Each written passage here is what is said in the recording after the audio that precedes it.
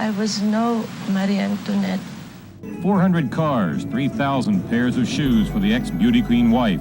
I don't think anybody ever thought that the whole political problem in the Philippines would end up in our backyard. The plunder of the ages. If you've ever wanted to know what a revolution looks like, feast your eyes on Manila tonight. They basically fled the country. This was their home now. Do you still consider yourself president? Of course. I have not resigned. And all the while millions of his people lived in filth and disease, Marcos and his family lived in glittering splendor. It was totally divisive, and it hurt the community a lot. They knew how to manipulate the system. It is very good that we had the Filipino people supporting them here. Otherwise, I do not know what would have happened to them. Exile in Hawaii has been less paradise than purgatory for the Marcoses. We are barely surviving here. She's excellent at playing the victim. This is so cruel, so inhuman, and so immoral. There's a little bit of Imelda in all of us. When they went to my closet, not skeletons, but shoes.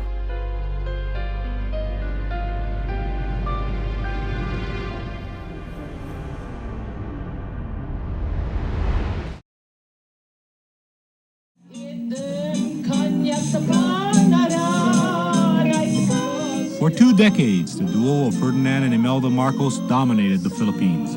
Ferdinand Marcos was a young, charismatic politician, his wife a beauty queen when they rose to power in 1965. A political dynasty now more remembered for lavish spending than triumphs. Ferdinand and Imelda are accused of pillaging up to $10 billion from the Philippines people. Imelda, known as the Iron Butterfly, would become a notorious jet-setting socialite and fashion icon, amassing hundreds of millions in jewels, fine art, real estate, and the infamous stash of thousands of shoes. Her travels so luxurious, she once reportedly spent $2,000 on chewing gum during a layover in San Francisco. She even forced an airplane departing Rome to make a U-turn because she forgot to buy cheese. Despite the outward opulence of her life, Imelda Marcos describes her 5 years in exile in terms that are at best bizarre. As you will know, upon our arrival here in the United States, they deprive us of all of our, even our personal properties or valuables or things. I have been living really from the generosity of friends and relatives. In short, I have been living in welfare. This is welfare. The Marcos lifestyle, alleged corruption, and human rights violations now defining their legacy. But in the beginning, it did appear the power couple had good intentions.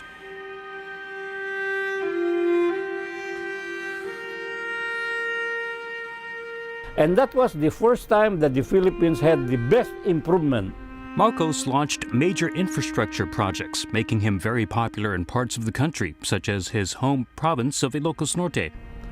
Before, we did not have any electricity. Before, we did not have running water. That's how Joe Lazo, a Philippines native and Honolulu businessman, became loyal to the president. I really appreciate the president, and I give him due respect too for doing what he did. But the reformer gave way to the strong man. Shrewd and ruthless, Marcos declared martial law in 1972. Closed newspapers, jailed political foes, turned parliament into a rubber stamp. They do not appreciate Marcos because of martial law. But to us people who are benefited with martial law, admire Marcos very much. We love Marcos. That's why I said, I can debate anybody until now about martial law. Any place, anywhere. And we were the only state that were celebrating martial law. So, well, they consider him like a local boy, who made good, who cared for them, who became president, who did a lot for Ilocos Norte, where he was. So there's that kind of ethnic, maybe even feudal kind of relationship. It's like a master a slave kind of relationship.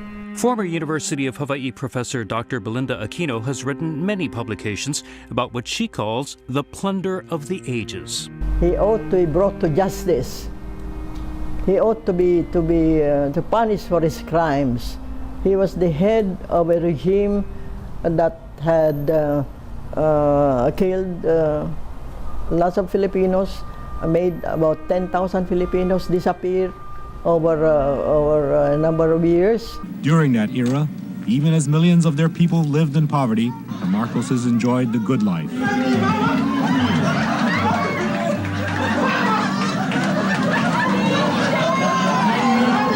Land, skyscrapers, and stock literally around the world. A personal fortune estimated at $5 billion. Nearly all of it siphoned from the Philippine treasury.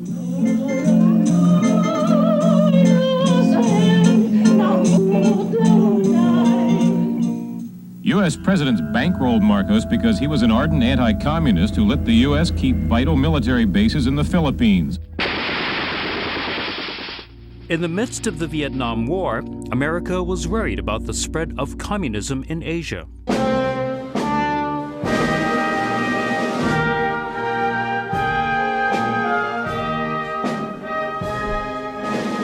As I stand on American soil and I see the doubts rising in Asia, I see another phenomenon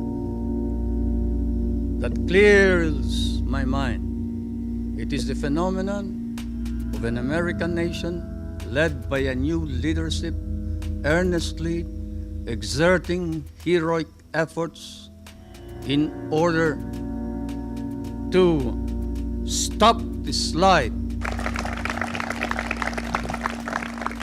So in that spirit, let me offer a toast to the President, Mrs. Marcos, and to the people of the Philippines, and to the mutual respect, the dedication to peace and security in the world, and the shared values which unite us.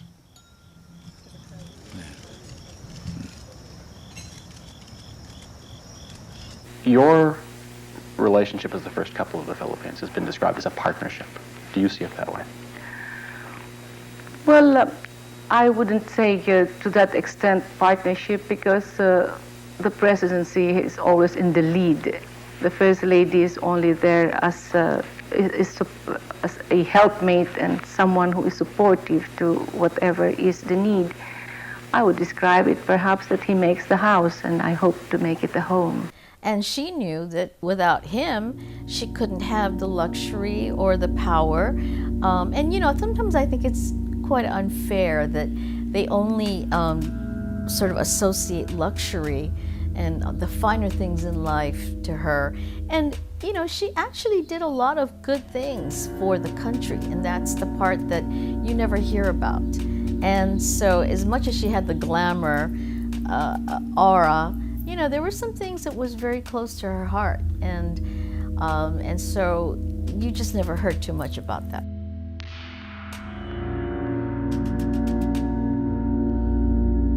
Well, frankly, I feel that Marcos should have stepped down sooner than now. I mean, it's pathetic that we had a demented president for so long.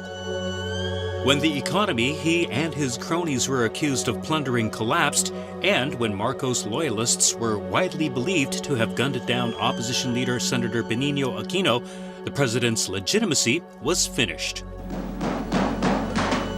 In 1983, just minutes after returning to the Philippines from a 3-year exile, Aquino was assassinated at the Manila airport. He was the political rival of President Marcos and spent years in prison on charges of subversion. Aquino's death, for which the Marcos regime was blamed, ignited the people power revolution that led to Ferdinand's downfall.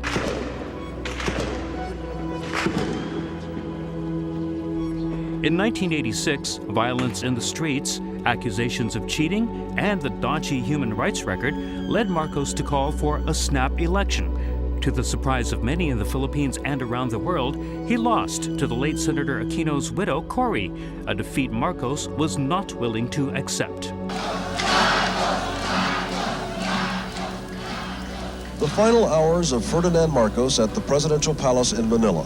Thousands of loyalists cheering the failing dictator who was soon to be told by his American friends to cut and run. Scenes faithfully preserved by his personal camera crews, as they'd done countless times before. When Marcos fled, the palace tapes remained behind, an intriguing and potentially incriminating collection. Hundreds of hours of recorded history broadcast to glorify the deposed dictator. Hundreds more hours of private tapes, yet to be seen or analyzed by the new government. Extravagant parties on the presidential yacht, decadent by the standards of this Catholic nation.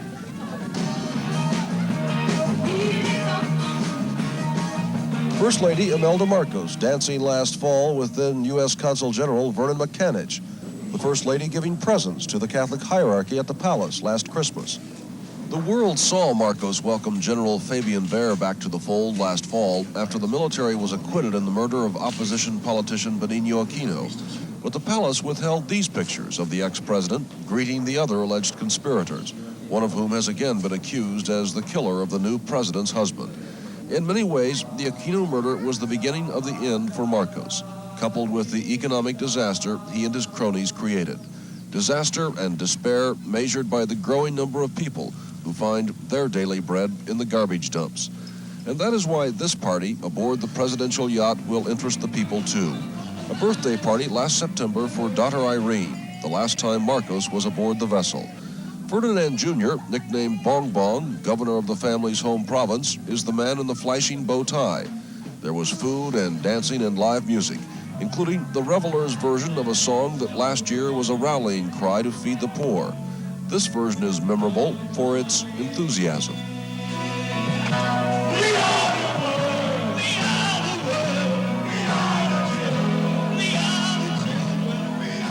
Memorable, too, because the former First Family and their friends didn't realize how hungry their own people were.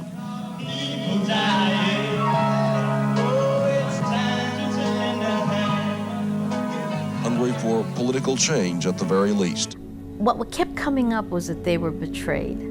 Emmy Tumingbang worked in Hawaii as a TV reporter and was able to use her connections to get exclusive access to the Marcos camp.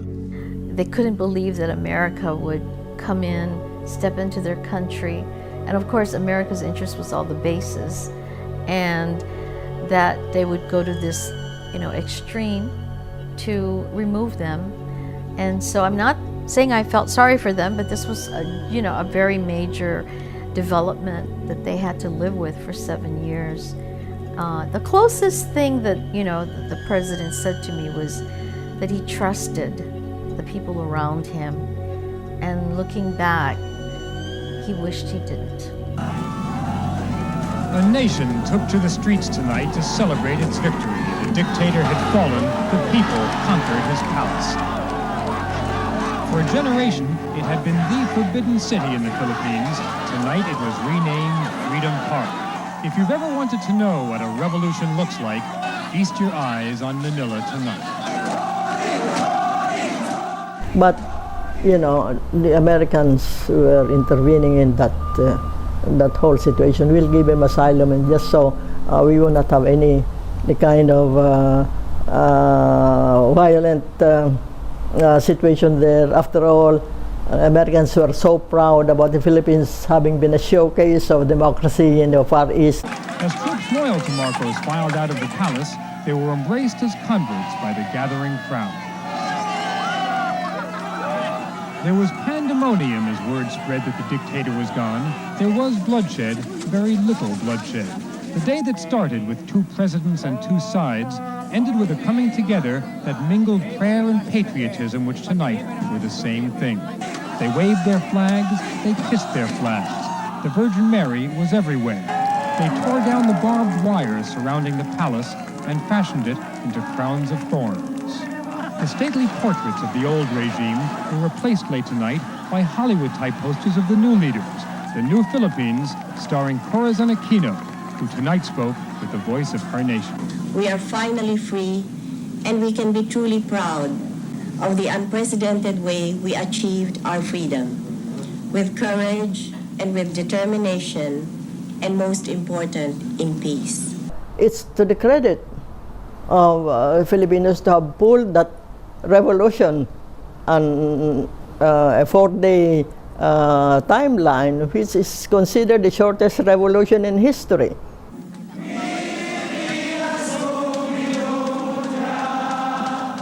This is about as happy as people can get. This was the revolution that smiled.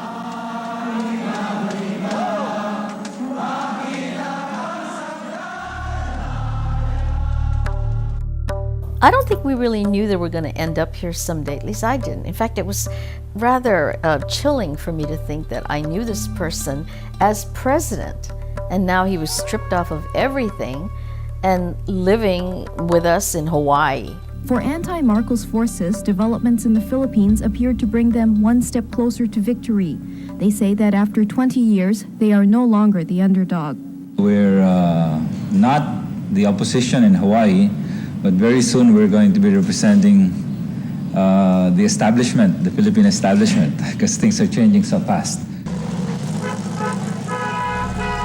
The revolution led to confusion here in Honolulu as the pictures of Ferdinand and Imelda still hung at the Philippine Consul General, air travel was disrupted, and families huddled around the TV set on edge. If this were a newspaper picture, the caption might read, Imelda and Ferdinand in happier days. They were here in Hawaii, and it was 1 year before the assassination of Benigno Aquino.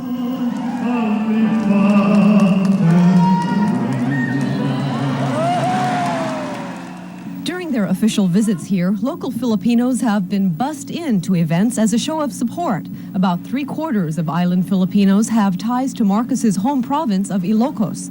There has been absolutely no word from Philippine or American or local officials that Marcos has made contingency plans to come here. But speculation is rampant here that Honolulu would be his first choice as a new home. Because he will feel at home here, because there's a lot of Ilocanos, a lot of Filipinos here in proportion with the population in the United States.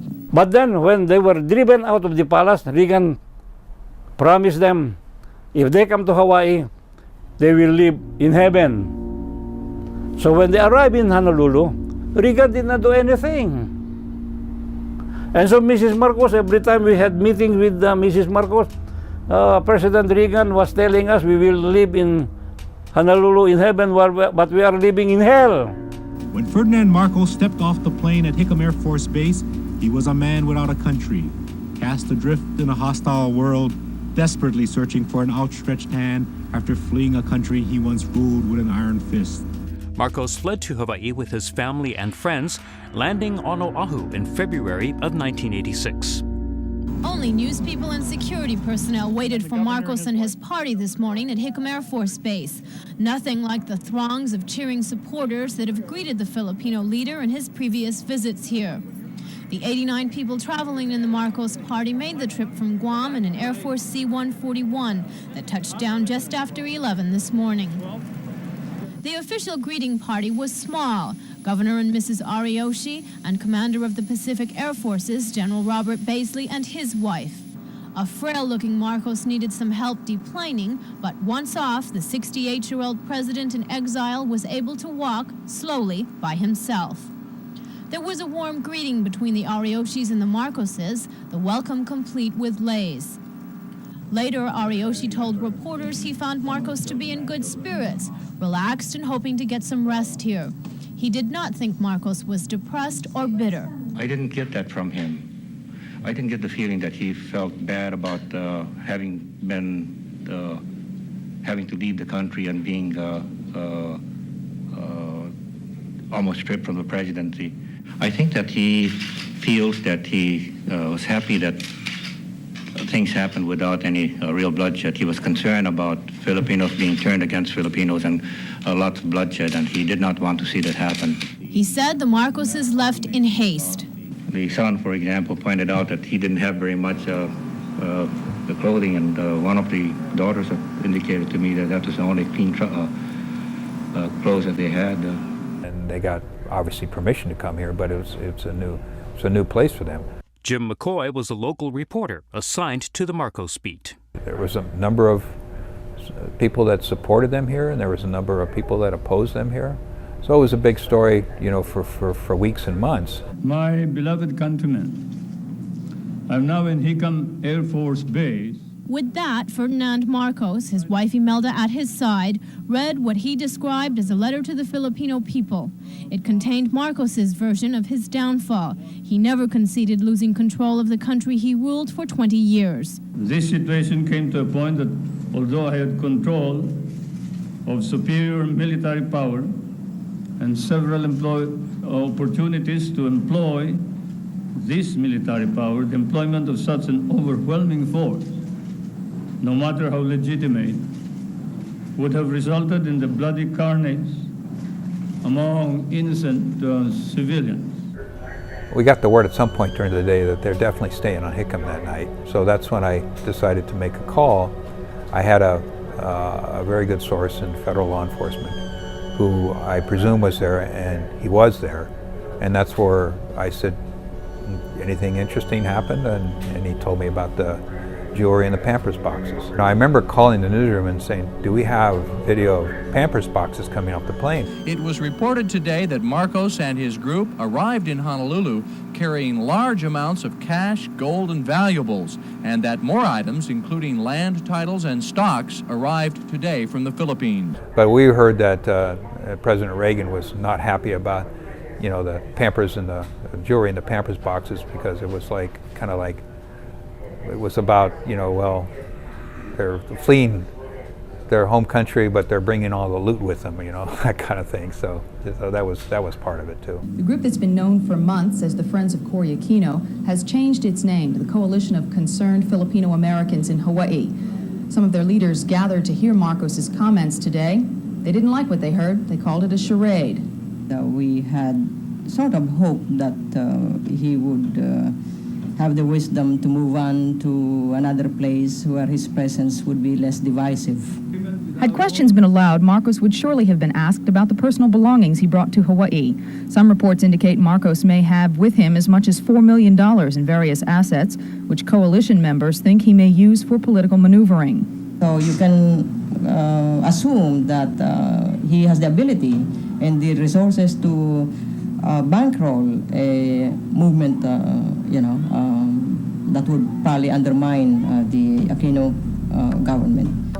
By the time they were exiled, the Marcoses were estimated to have amassed assets worth anywhere between $5 to $10 billion.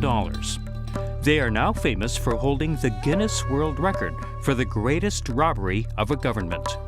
Much of that fortune is still missing, and that's led to a decades-long legal battle for Honolulu attorney Sherry Broder, who's still trying to recover the money. I told my husband, can't we sue him, for human rights abuses? And my husband was a law professor of international law, and this was really his field. And he said, yeah, we can.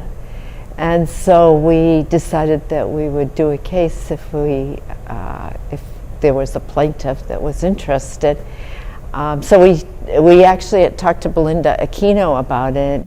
Aquino informed government officials in Manila about the money and goods allegedly brought here by Marcos. She says the head of the Philippine Commission for Good Government immediately hired a Honolulu attorney to try to impound the goods. Belinda Aquino, in turn, was named presidential designate to represent the Commission on Good Government here in Hawaii. To look into the hidden wealth or investments abroad made by former associates of Mr. Marcos, as well as Mr. Marcos himself in the United States, of which there is ample documentation. People power becomes panic at the palace gate. A mad rush to get in and see what Ferdinand and Imelda Marcos left behind. Today was the day of the poor. Manila's slum dwellers summoned by President Corazon Aquino to see the extravagant lifestyle of the palace. Aquino has refused to live there. It is really sad that the previous occupants neglected the needs of the Filipino people. Filipinos who used to be kept blocks from the Marcoses' private universe got a 20-minute kaleidoscope of unimaginable luxury. Wow! Including the former First Lady's 10-foot wide bed. That's why a lot of people here in the Philippines are starving. Fantastic. Ray Reblora and his wife Sally often go to bed hungry, trying to live on their $17 a week income. Their first baby is due any day. Their palace, homemade out of scrap, is smaller than Imelda Marcos's bed. As far as Ray is concerned, the Marcoses belong in jail. He can come back here in the Philippines to face what he do to the people of the Philippines. Ray and Sally's wardrobe consists of a few extra shirts. They were stunned by Imelda's storeroom of 2,700 pairs of shoes and hundreds of designer gowns. The anger is compelling. So many people were trying to get in today that children were in danger of being crushed. The government said that from now on, passes will be issued to hold down the number of daily visitors to the bitter exhibit of Marcos memorabilia. Well, let me tell you one story, and maybe it'll give you a good idea of how we were able to try to chase down money. The 1899 artwork by French Impressionist Claude Monet is at the center of one of those fights to find the funds. On the day that the Marcoses were overthrown in the Philippines, you know, somebody came with a U-Haul to the apartment up in the Upper East Side or Upper West Side of New York City, and supposedly all the paintings that were in there were loaded in the U-Haul and taken away. Nobody had ever seen them again or knew where they went or what happened to them. Then the Monet painting suddenly surfaced. It was discovered that Vilma Bautista, a confidant and personal secretary of Imelda Marcos, sold the painting. She got into trouble with the law for not paying taxes on the deal. She then claimed that Imelda Marcos had given her that painting. Of course, she must have been quite an excellent secretary if she got a $40 million gift. So we immediately got involved in the whole dispute going on about who it belonged to and who it didn't belong to. So in that particular situation, the buyer of the Monet painting settled with us. Then there was the jewelry, which is still to this date a point of contention. It's a wonderful collection. It has a huge variety of pieces. There are some truly exceptional items in this collection. The jewels discovered in those now infamous Pampers boxes has become known as the Hawaii Collection.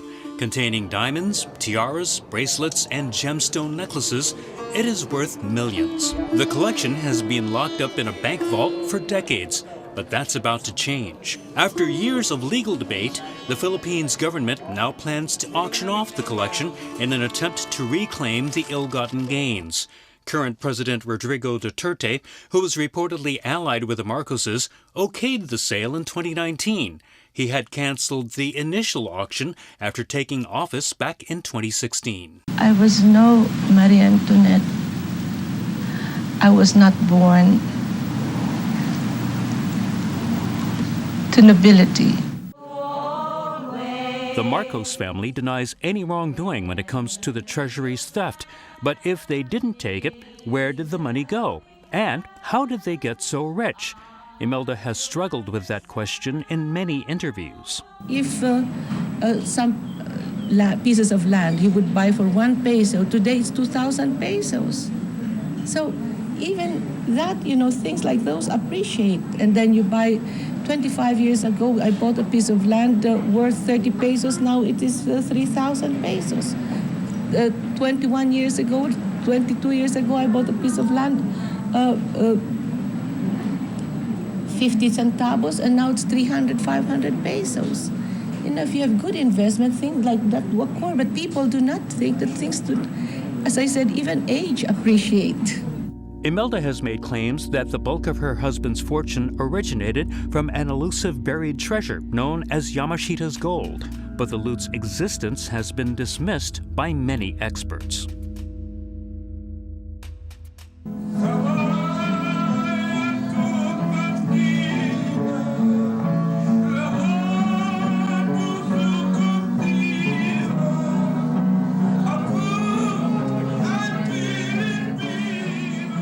Cut off from their deep pockets and stuck in a diplomatic limbo, back in 1986, the Marcoses struggled to find a place to call home in Hawaii. The former Philippine president arrived at 5577 Kalani Anaoli Highway around 8:30 last night. It was the first time Marcos had left Hickam Air Force Base since he and a party of about 90 arrived here from Manila 27 days ago. Last night's move was made with the assistance of Secret Service agents, U.S. Air Force personnel, and plainclothes officers of the Honolulu Police Department. And it didn't take very long for the first protesters to arrive. Honolulu attorney Eric Seitz and a friend showed up with protest signs less than an hour after the Marcoses moved in.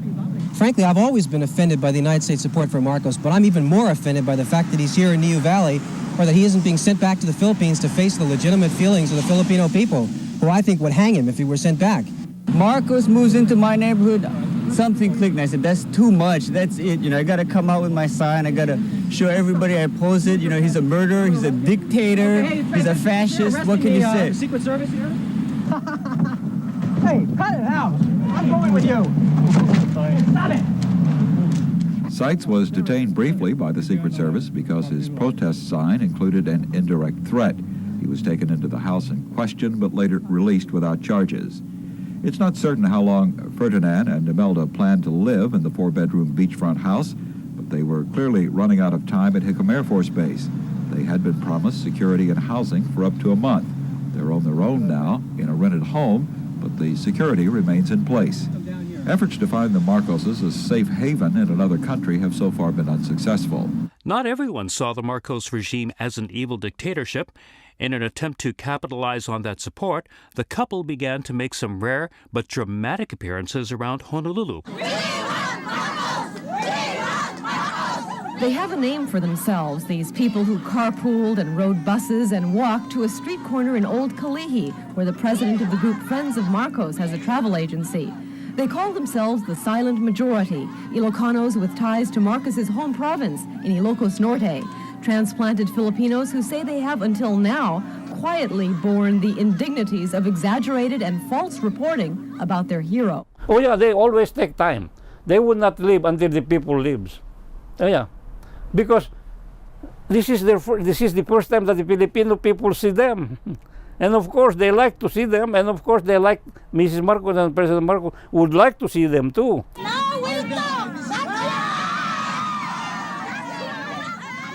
Most media really in Hawaii are all for Aquino, pro-Aquinos, not all for Marcos at all. They're wealthy, sure, that's a president. I mean, who doesn't? President Reagan lives in the White House. Nobody, how much you poison our mind, we are still loyal to him. He's the best president the Philippines has ever had. It was a crowd that Imelda Marcos knew would be more than receptive.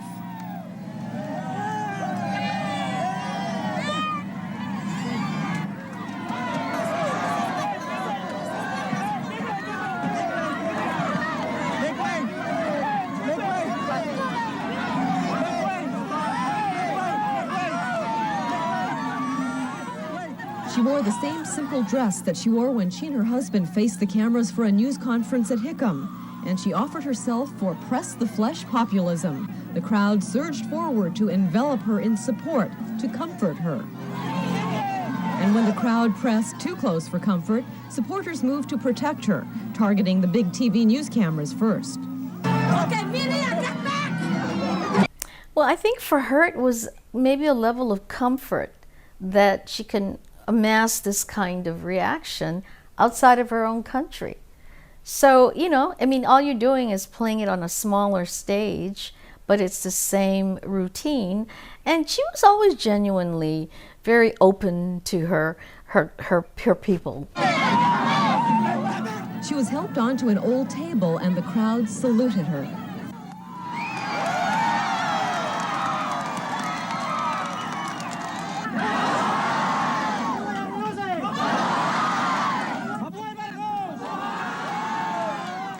She was not there to talk with reporters, but Newsroom 9 got in a couple of quick questions in the highly charged atmosphere. Mrs. Marcos, could you tell me how you feel to be in this country? Homesick. Do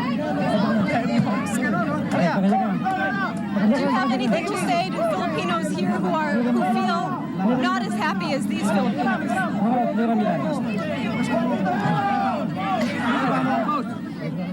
I do not intend to return to the Philippines unless I am needed there. If my return will start a civil war, the answer is no. So what would it take for you to go back to the Philippines? What do you think? It would be a call by the people themselves. I don't intend to go there voluntarily offering services and insisting that I be president. But it never happened. I mean, you know, there was never a moment, there was never a time when we thought he was actually going to leave. I mean, you know, or be allowed to go back to the Philippines. After many attempts to move to another country failed, the Marcoses remained in Hawaii until Ferdinand's death in 1989 at the age of 72. Imelda Marcos was wrapping up an interview yesterday when she got the call. There was another crisis. Her husband's heart had stopped. Imelda went rushing to St. Francis Hospital. So much to be done in all fronts, for country, for your home, for your needs, for your health. By the time she got to St. Francis, Ferdinand Marcos was on an internal pacemaker. His condition seemed to stabilize, raising the possibility that he would once again rally. But as the evening wore on, hope began to dim. Doctors said kidney and lung failure and a widespread infection added to the cardiac arrest that led to Marcos's death. That came shortly after the arrival from California of Marcos's son, Ferdinand Jr., who's known as Bong Bong. When Bong Bong arrived, I think he felt that his son was there, so he opened his eyes.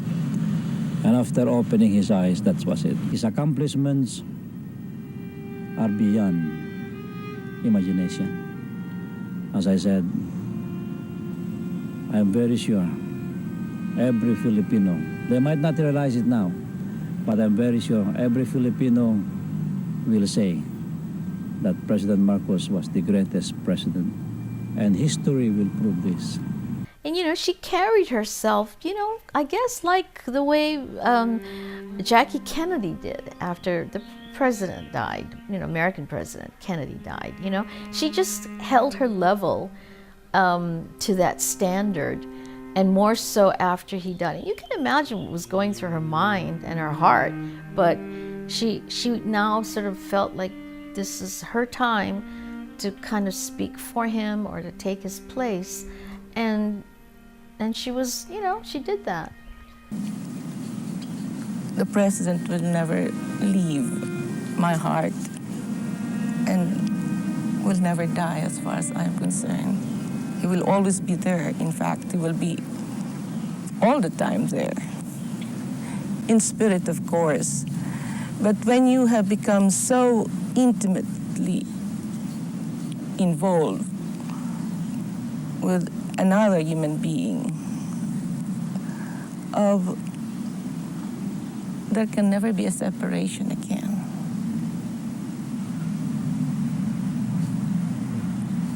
Good afternoon, it's 12:58. You're on KISS AM Radio. It is true, and a lot of people have been in shock about what has happened over the last 8 to 10 hours. This radio station is the only one here that caters to Filipinos. And today its switchboards lit up. Some people were angry that the flags at the Philippine consulate will not be flown at half-staff. Since President Marcos was the sixth president and Aquino was only a senator, and they did that to Aquino, why can't they do that to ex-President Marcos? Some say his body should be allowed home. Can we do something about it, or we cannot do nothing? Here in Hawaii, we cannot do anything about it.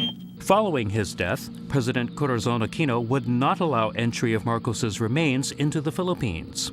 I have always considered only one thing, his wish, and the wish of every Filipino to be buried and led to rest in peace in his motherland. So much has happened since the death of Ferdinand Marcos less than 24 hours ago. More recently, his body was made available for viewing, as a deluge of reporters was allowed into the Marcos home. Leading the way, Imelda Marcos, still fighting for her husband's right to return to the Philippines. How can you find this man, dangerous man, to security when he is now resting in peace forever? Imelda Marcos now stands alone against criminal charges for allegedly looting her country of billions. She will vindicate herself, she says, once she resolves the long-standing issue of whether Marcos's body can return to his homeland. This is so cruel, so inhuman, and so immoral. His rule changed our country beyond recognition. In what ways he changed it, I leave to others and to history to describe. But when I came to Manila, I had an interview with President Aquino. And I never forget this. I said, I can't remember everything, but I remember, how can you not allow him to come back? I mean, if he's already deceased, what's the big deal? That was my question. And she was very strong and said, basically, dead or alive, if he returns, it will create upheaval in our country. And I have to be aware of that. And I went, oh, okay. Because that's how strong Marcos was. And she knew it. And she wasn't gonna, make light of it. So she said, basically, no, I'm not gonna let him come back.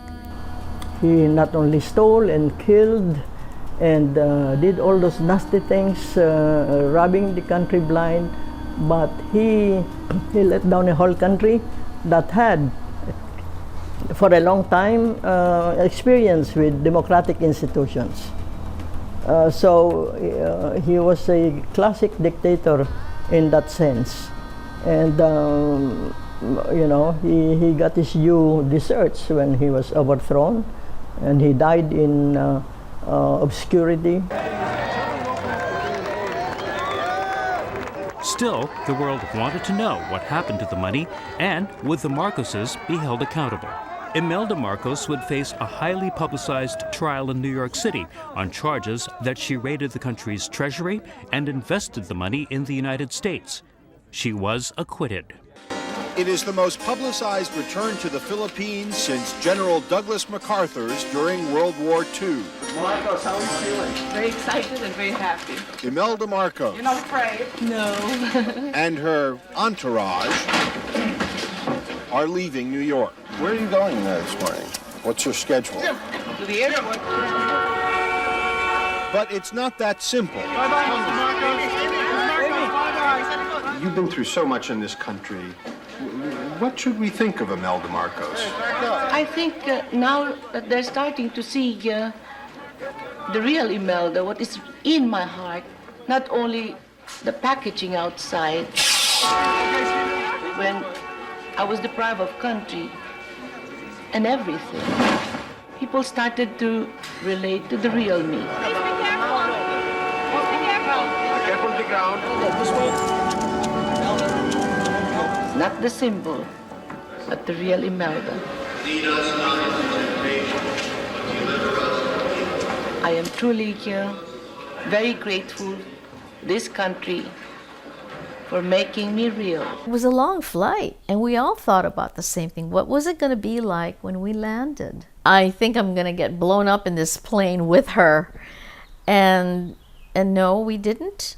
The whole airport was filled with their supporters. Keep going, keep moving, keep moving. Just like General MacArthur, Imelda Marcos has returned.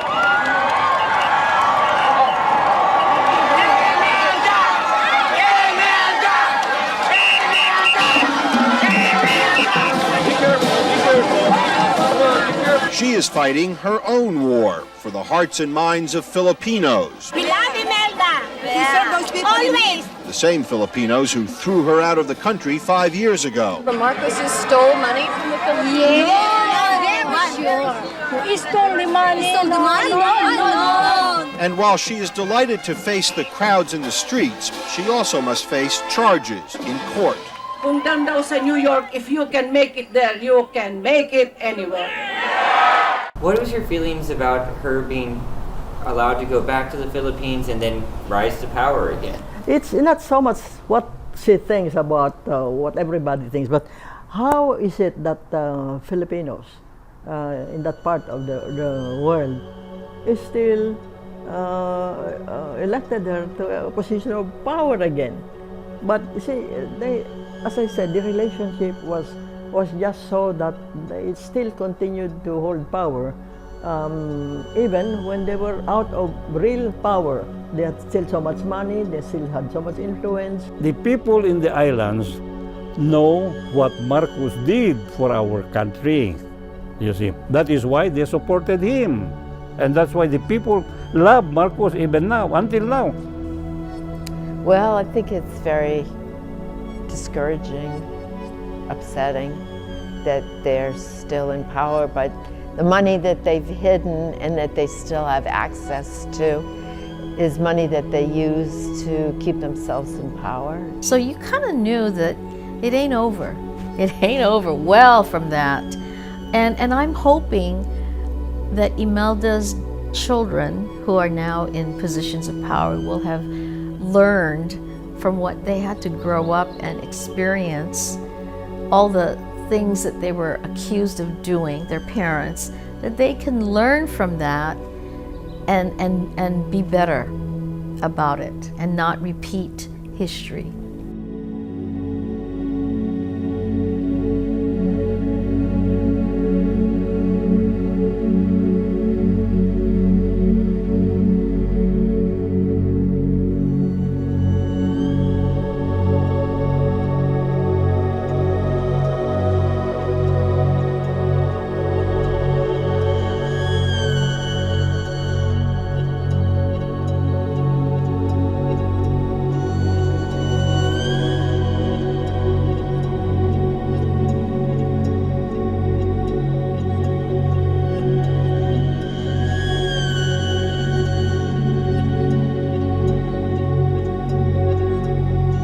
We all know Imelda Marcos, right? Her famous shoe collection. Well, apparently it's ruined. More than 1,200 pairs of shoes were left in storage after the one-time First Lady fled the country in 1986. Officials say over the years, the shoes were damaged by termites, mold, and storms. Those shoes, of course, were seen as a symbol of the excesses and corruption of her husband's dictatorship.